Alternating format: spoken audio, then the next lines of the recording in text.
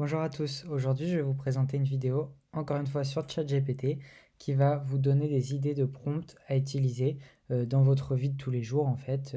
Donc on va voir plusieurs domaines différents, on va voir par exemple pour un entretien d'embauche, ça peut être intéressant, ça peut être aussi intéressant pour les voyages, si vous ne savez pas quoi faire par exemple un dimanche, pour un entraînement sportif, pour les repas, voilà, ça peut être intéressant pour beaucoup de choses. Donc on va voir ça aujourd'hui, je vais vous donner quelques idées de prompts à utiliser.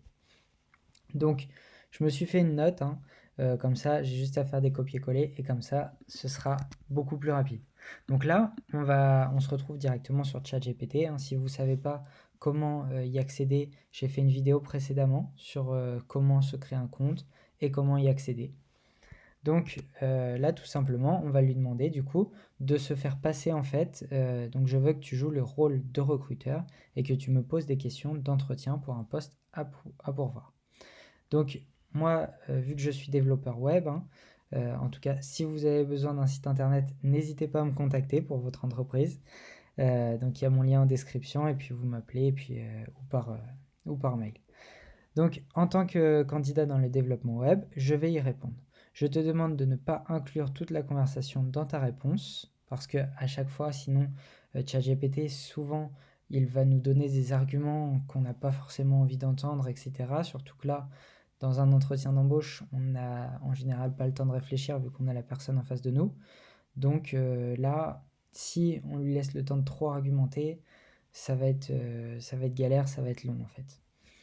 Et, euh, et donc, on lui demande aussi de nous poser des questions euh, par, comme une interview en fait, et d'attendre les réponses avant de continuer. Donc, la première question que je lui pose, enfin que je vais lui dire, la première phrase plutôt, ça va être bonjour, je suis Quentin. Et après, ainsi de suite, lui, il va commencer à développer ses questions pour justement vous faire un espèce d'entretien d'embauche à l'écrit du coup. Hein, c'est par chat, mais du coup, il va vraiment se faire passer pour un recruteur. Donc là, vous voyez la réponse. Très bien, Quentin. Bonjour, je suis un recruteur pour notre entreprise. Pour commencer, pouvez-vous me dire comment vous vous êtes intéressé au développement web et pourquoi vous avez pensé à être qualifié pourquoi vous pensez être qualifié pour ce poste? Donc vous voyez, il y a beaucoup de questions comme ça qu'il va pouvoir nous poser et qui vont justement être intéressantes et nous entraîner si on recherche un poste dans n'importe quel métier. Là, vous prenez ça, vous le copiez-collez, vous changez juste le poste et puis voilà, ça s'arrête là. Et après, du coup, vous pouvez converser. Et vu que là, on est dans un chat, du coup, qui a été fait exprès pour cette question-là, et ben en fait, il va toujours repartir de cette question-là et savoir que on parle du coup d'un entretien, etc., que je suis développeur, etc., etc. Donc là, il est vraiment dans la peau du personnage. Donc c'est tout pour le recrutement, mais ça, vous pouvez vraiment vous entraîner vous-même en lui posant d'autres questions, etc. Et en répondant bien sûr à ses questions. Et dès que je réponds à ses questions, lui va m'en poser une autre. Donc c'est bien ce qu'on lui a demandé, hein, d'attendre mes réponses avant de continuer à m'en poser d'autres. Donc ensuite, on va voir pour le voyage. Donc ça, personnellement, je suis un passionné de voyage, euh, voilà, on va pouvoir discuter de voyage. Donc là, je vais t'indiquer ma position et tu me suggéreras un endroit à visiter proche de chez moi. Donc là, c'est par exemple, on est dimanche, je ne sais pas quoi faire, donc je vais lui demander quoi faire. Donc dans un certain cas, je lui indiquerai également le type de lieu que je veux visiter. Donc là, par exemple, je lui ai fait un exemple juste après, et je lui ai dit, je suis à Rouen, je souhaite visiter des sites historiques. Et donc, ça c'est l'exemple, hein. Mais après, il va nous suggérer des endroits du même type qui sont proches de mon premier lieu, donc Rouen, Elbeuf, Côte-Bec, Mont-Saint-Aignan, etc. Il va pouvoir me proposer des lieux qui sont pas très loin géographiquement. Donc là, on va lui demander, mais vous pouvez juste changer cette phrase-là, par exemple. Donc reprendre tout le prompt, copier-coller, et vous changez cette phrase-là. Donc là, la phrase, vous pourrez mettre je suis de Paris ou de Marseille et je souhaite visiter des parcs, par exemple. Et donc là, vous aurez des parcs. Et donc là, nous voyons qu'il va nous présenter quelques idées de lieux historiques à visiter. Donc, je ne lui ai pas précisé qu'on était dimanche, hein. Donc il y a peut-être des choses aussi qui vont être fermées, mais je peux aussi lui dire, voilà, on est dimanche, donc attention, certains lieux peuvent être fermés. Donc après, aussi à vous de faire les recherches, hein, parce que des fois, c'est pas forcément à jour, hein, sachant que le chat GPT s'est arrêté en 2021, donc il n'a pas forcément les dernières données à jour. Il n'a pas accès à Internet. Il a les données qu'il avait en 2021. Et donc là, vous voyez, il m'a donné une liste complète de choses historiques à aller visiter. Et du coup, franchement, c'est hyper intéressant parce que voilà, on peut, sans se creuser trop la tête, sans aller chercher sur Internet, voilà, on peut voir ce qu'il y a à visiter. On peut aussi lui dire, par exemple, je souhaite aller à la plage, donne-moi les plages la plus proche de Rouen, par exemple. Et donc là, il nous dit tout ce qu'on a à faire, à nous d'aller vérifier, hein. Et je vous suggère également de visiter le château Gaillard, un château fort du 7e siècle, situé à environ 30 km de Rouen. Donc c'est pas très loin de chez moi, sachant que je suis de la Londe.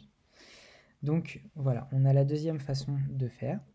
Et ensuite, on va passer au sportif. Donc à chaque fois, j'ouvre des nouvelles fenêtres, hein, pour repartir à zéro, et puis je les supprimerai par la suite. Donc là, on va lui dire de jouer le rôle d'un coach sportif et de nous donner une liste d'objectifs et d'exercices à faire sans matériel, parce que, admettons, je suis chez moi, j'ai pas de matériel, je suis en déplacement pendant 5 jours, j'ai pas de matériel, donc on va lui demander pendant un mois, pardon, donc je suis en déplacement pendant un mois, on va lui demander de nous faire du sport 5 fois par semaine. Donc voici une liste d'objectifs et d'exercices, parce que juste ici, on lui a aussi demandé les objectifs. Et là, il va nous dire, donc l'objectif, améliorer votre endurance cardiovasculaire, et pour ça, essayez de courir ou de marcher rapidement pendant 30 minutes chaque jour. Vous pouvez également essayer des exercices d'intervalle à haute intensité, comme les sprints, pour augmenter votre endurance. Renforcez vos muscles, essayez les exercices de corps, etc. Et vous voyez, il va construire vraiment tout ce que vous lui demandez. Donc là, c'est parce que j'ai pas précisé, mais j'aurais pu aussi lui préciser que justement, je voudrais améliorer, je sais pas, l'endurance par exemple. Et donc là, j'aurais pu lui dire, joue le rôle de coach sportif et donne-moi une liste d'objectifs pour améliorer mon endurance. Voilà, et des exercices à faire sans matériel, etc. etc. Vous voyez. Et là, il nous dit des petits conseils, n'oubliez pas de boire suffisamment.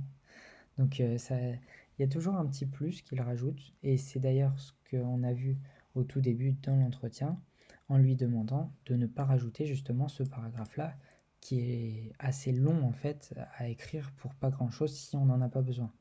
Donc si vous voulez vraiment gagner du temps et être rapide en l'utilisant, je vous conseille vraiment de le dire à chaque fois, de lui dire ne me dis pas d'explication, liste-moi seulement des exercices par exemple. Liste 5 exercices pour le cardio. Et là, il va me faire juste une liste par exemple. Et puis après, forcément, il risque de me refaire d'ailleurs quand même le petit paragraphe parce que j'ai pas précisé non plus de le supprimer. Mais donc là, ça va être beaucoup plus rapide. Si vous avez déjà ce que vous souhaitez, ce que vous recherchiez ici, tant mieux. Après, vous pouvez pousser la chose et donc lui demander exactement des exercices, quoi faire pour le cardio, etc. etc. Donc voilà. Ensuite, on va passer à la quatrième, hein, pour pas que la vidéo non plus dure 3 heures, on va pas forcément attendre à chaque fois les réponses. Après, vous ferez par vous-même vos recherches. Et donc, on va créer un nouveau chat. Je vais coller ma demande. Hop. Donc là, je vais lui donner quelques détails pour la conception d'un site web. Donc, l'UI UX Design, ça va être l'expérience utilisateur en fait, qui est visuelle et non visuelle. Donc pourquoi le bouton est placé à tel endroit ou pourquoi il est de telle couleur par exemple. Donc là on lui a dit je vais te donner quelques détails sur la conception d'un site web. Tu devras trouver les moyens créatifs d'améliorer son expérience utilisateur, donc ce que je vous expliquais juste avant.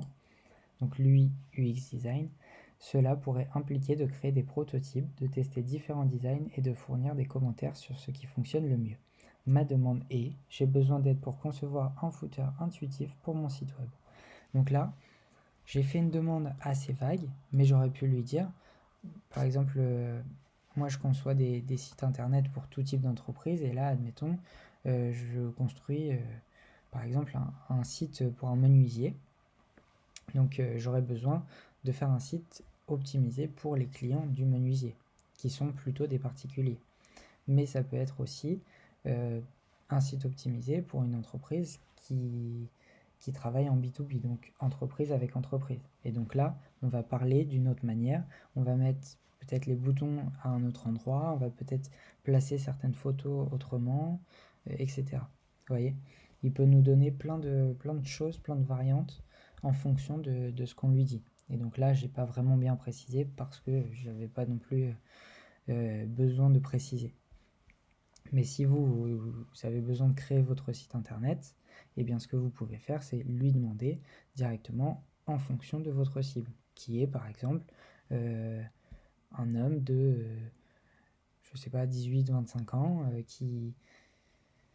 qui aime les voitures. Voilà, par exemple. Et donc là, il va plus pouvoir s'adapter au profil que vous avez besoin en fait de cibler, de toucher. Et donc là, voilà, il m'a donné quelques idées. Utiliser des designs simples et clairs, ok. Groupe d'informations pertinent, ok. Ajouter une barre de recherche, c'est vrai, c'est utile. Utiliser des icônes, soyez réactif. Et vous voyez, à chaque fois, il dit pourquoi il faut ajouter une barre de recherche, pourquoi il faut ajouter des icônes, etc. Donc après, à vous de peser les pour et les contre. Hein. Il y a par exemple la barre de recherche, pour certains sites ça sert à rien du tout et ça va pas du tout être utile. Pour d'autres ça va être super intéressant, surtout pour les e-commerce par exemple. Donc ça c'est à vous de juger et de voir justement ce que vous avez besoin et ce que vous n'avez pas besoin. Si vous souhaitez qu'il vous en donne plus, vous lui dites donne-moi en 5 de plus et il vous donnera 5 points de plus. Voilà.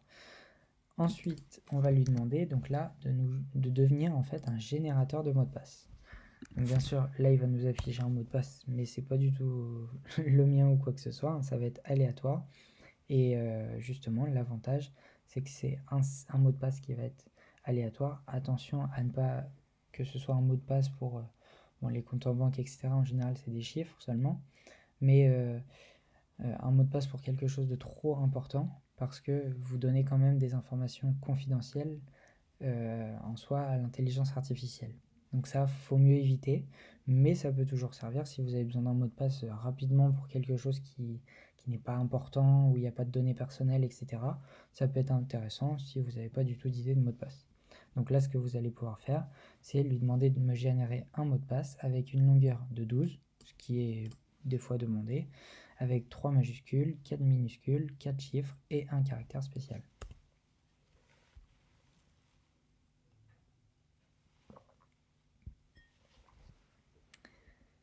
Et donc là, il va pouvoir nous générer justement le mot de passe, un mot de passe très simplement, et puis vous aurez juste à faire du copier-coller. Voilà. Après, ce que vous pouvez faire aussi, ça vous fait quand même retravailler, donc c'est prendre un mot de passe comme ça. Si vous cherchez vraiment un mot de passe très très très pointu que très peu de gens pourraient trouver, ou personne pourrait trouver même, enfin si, quand même, mais donc voilà, un mot de passe très sécurisé. Ce que vous pouvez faire, c'est juste reprendre ce mot de passe là et changer 2-3 lettres ou 2-3 phrases, 2-3 mots, etc. Enfin, mots, non. Lettres ou des majuscules, des minuscules, etc. Pour pas non plus que l'intelligence artificielle y ait accès. Même si logiquement il n'y a pas de raison qu'elle aille interférer sur un autre compte, on ne sait jamais, faut mieux se méfier. Ça reste une intelligence artificielle, on ne sait pas derrière ce qui peut arriver. Donc voilà.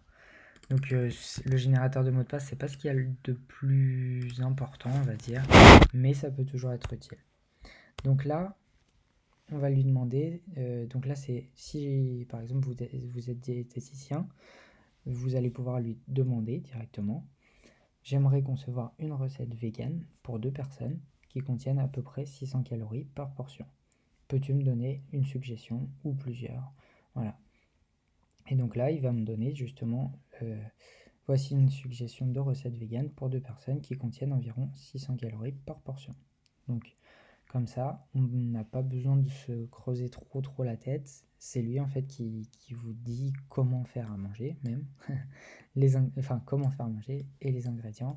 Et voilà, si vous n'avez pas d'idée, vous pouvez vraiment lui demander, il vous trouvera des idées et il vous dira des bonnes choses parce qu'en général, moi de ce que j'ai essayé, à chaque fois c'était assez intéressant.